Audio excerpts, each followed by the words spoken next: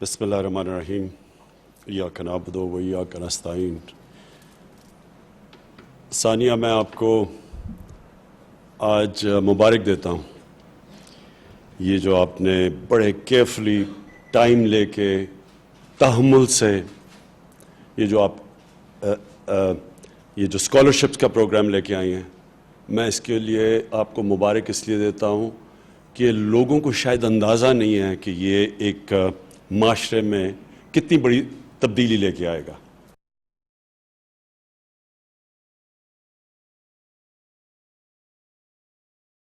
میں کیوں بنائی؟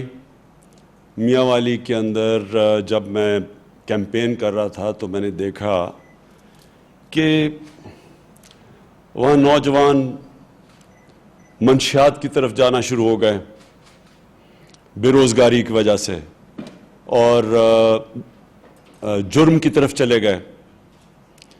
ایک نوجوان کو اگر آپ اچھی تعلیم نہیں دیتے، اس کو روزگار نہیں ملتا، اور وہ انٹیلیجنٹ بھی ہے، اس میں وائبرنسی ہے، تو وہ کیا کرے گا؟ جب اس کے آپ دروازے بند کر دیں گے، اس علاقے میں نوکریاں نہیں ہوں گی، اور آپ نہ ہی موقع دیتے ہیں کہ وہ اتنی تعلیم حاصل کرے کہ وہ کہیں اور جا کے نوکری لیں، تو وہ آخر میں نوجوان کے پاس کتنے راستے رہ جائیں گے؟ اور جتنا انٹیلیجنٹ نوجوان ہوگا اتنی چانسز ہیں کہ وہ ایک ریبیل کرے گا، ایک بغاوت کرے گا، ایک جرم کی طرف جائے گا، یا پھر اور بڑے نوجوان وہ منشیات کی طرف چلے گئے۔ تو میں نے تب سوچا کہ میں ایک چھوٹی سی ایک ٹیکنیکل کالج بناتا ہوں تاکہ یہ کوئی ہنر سیکھ سکیں اور ان کو نوکریاں مل جائیں۔ تو وہ اتنی خوبصورت جگہ تھی نمل میں کہ وہ پھر میری یہ ٹیکنیکل کالج سے پھر آگے سوچ چلی گئی، اور بڑی خواب بن گئی کہ ایک یونیورسٹی بھی بنے، اور پھر ایک نالج سٹی بنے آکسفورڈ یونیورسٹی کی طرح۔ لیکن اس کے پیچھے یہ تھا کہ ہمارے نوجوانوں کو نوکریاں ملیں۔ اب میں آپ کو تجربہ بتاتا ہوں، تقریباً 10 سال ہو گئے۔ وہاں ہم نے کیا چیز سیکھی؟ پہلے تو 90%، 92% غریب گھرانے کے بچے جو اسکالرشپ پہ پڑھتے ہیں وہاں، یعنی ان کو جس طرح بالکل یہ جو آپ کا پروگرام ہے انڈر گریجویٹ اسکالرشپ، بالکل وہ کوالیفائی کرتے تھے، غریب گھرانوں کے تھے انڈر گریڈ اسکالرشپس کے لیے۔ تو ہم نے ان کو اسکالرشپ ان کو اسپانسر کروایا ہوا۔ ڈگریز ہم نے وہاں رکھی، technical degrees, computer sciences, informatics, electrical engineering, ساری وہ ڈگریز جس سے ان کو نوکریاں مل سکیں۔ تو آپ کو حیران ہوں گے آپ یہ سن کے کہ پہلی چیز کیا رزلٹ آیا وہاں؟ پہلا رزلٹ یہ آیا کہ 90% جو وہاں سے اسٹوڈنٹس گریجویٹ کرتے تھے ان کو ایک دم نوکریاں مل گئیں، نکلتے ساتھ ہی ان کو نوکریاں مل گئیں، اور نوکریاں اچھی ملیں، اور اچھی نوکریوں کی وجہ سے انہوں نے پھر سارے اپنے گھروں کو، اپنے لیونگ سٹینڈرڈ، سب جو ہم سوچتے ہیں نا کہ غربت کیسے کم ہوگی، یہ سب سے بہترین طریقہ غربت کم کرنے کا ہے کہ آپ غریب گھرانے کے بچوں کو موقع دیں کہ وہ بھی معاشرے میں اوپر آ سکیں۔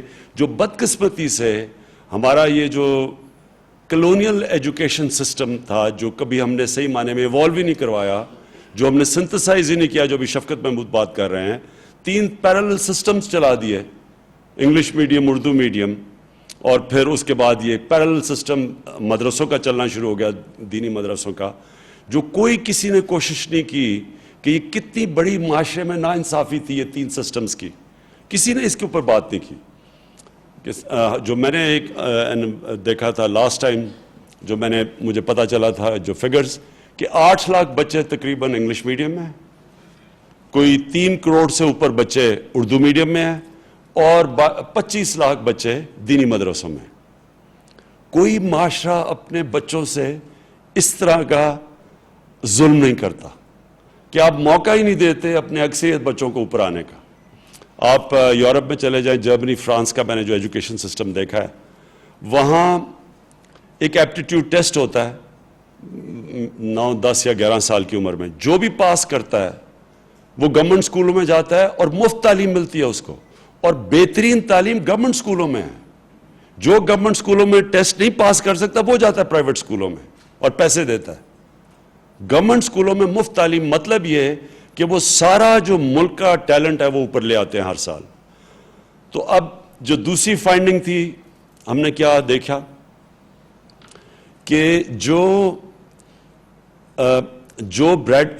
کیونکہ جو نمل یونیورسٹی تھی, کیونکہ میں بریڈفورڈ یونیورسٹی کا چانسلر تھا, میں نے ان کے ساتھ اس کو افیلیٹ کر دیا. تو نمل یونیورسٹی کے بچے بریڈفورڈ یونیورسٹی کی ڈگریز لیتے تھے.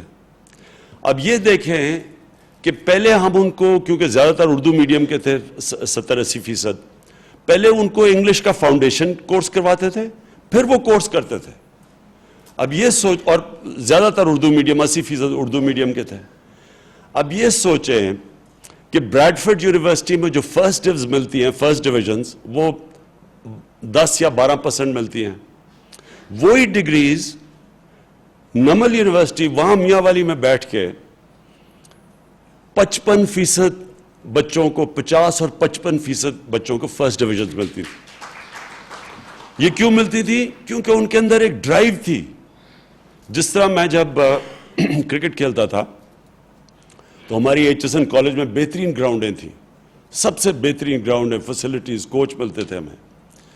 لیکن جب ہمارے ایچ ایس این کالج کے اسٹوڈنٹس کا جب مقابلہ ہوتا تھا, وہ جو منٹو پارک کے اندر, وہ گلیوں کے اندر بچے کھیلتے تھے, ہمارے ایچ ایس این کالج کے اسٹوڈنٹس ان کا مقابلہ نہیں کر سکتے تھے, کیونکہ ان میں ڈرائیو زیادہ تھی, بھوک زیادہ تھی. اسی طرح میاں والی کے اندر انہوں نے, جب مجھے بریڈفورڈ سے جو پروفیسر آیا, اس نے جب دیکھا یہ, جب فرسٹ ڈویژن اتنی زیادہ ملی, تو اس نے بتایا کہ ان کے اندر کتنی ڈرائیو تھی. کبھی کہتا وہاں شام کو بعد کوئی اسٹوڈنٹس پڑھتے نہیں تھے, بڑے کم پڑھتے تھے. کہتے یہ شام کو بھی پڑھتے تھے, پھر کھانا کھاتے تھے, پھر اس کے بعد پڑھنا شروع کر دیتے تھے, کیونکہ ان کے اندر ایک یہ ڈرائیو تھی کہ ہم نے آگے بڑھنا ہے اور ہمیں موقع ملا ہے. اس لیے یہ جو آج آپ نے کیا ہے ثانیہ, یہ اور مجھے بڑی خوشی ہے, یہ زبردست کام کیا. 50,000 اسکالرشپ ہر سال انڈر گریجویٹس کے لیے, اور آپ نے بڑا اچھا ٹرمز دیا ان کو, اور پھر ایپٹیٹیوڈ. تو فرق یہ ہے کہ پہلے بالکل آپ کا وہی جو نمل یونیورسٹی میں سلیکشن سسٹم ہے انٹری کا, وہی آپ نے رکھا ہے. نمل یونیورسٹی میں یہ ہے کہ جو ہم دیکھتے ہیں ان کی ایپٹیٹیوڈ, ٹیسٹ پاس کرتے ہیں, تو جو بھی ٹیسٹ پاس کر جائے, اگر وہ پیسے نہیں دے سکتا, ہم ان کو پھر اسکالرشپ دے دیتے ہیں, لیکن موقع دیتے ہیں ٹیلنٹ کو اوپر آنے کا. اسی طرح میں یہی پکچر کر رہا ہوں کہ اس میں بھی آپ ایپٹیٹیوڈ بھی دیکھیں گے اور نیڈز بھی, اور اصل میں دیں گے یہ 50,000 ان انڈر گریجویٹس کی جن کے گھر میں پیسہ نہیں ہے ہائر ایجوکیشن کے لیے. اس کے لیے, اور مجھے یہ بھی خوشی ہوئی کہ آپ نے 2% ہمارے چیلنجڈ, جو فزیکلی چیلنجڈ جو ہمارے بچے ہیں, ان کو بھی آپ نے موقع دیا. اور پھر جو اور بھی پاکستان میں ہمیں بہت پہلے کرنا چاہیے تھا, 50% آپ نے خواتین کو دیے ہیں یہ اسکالرشپس.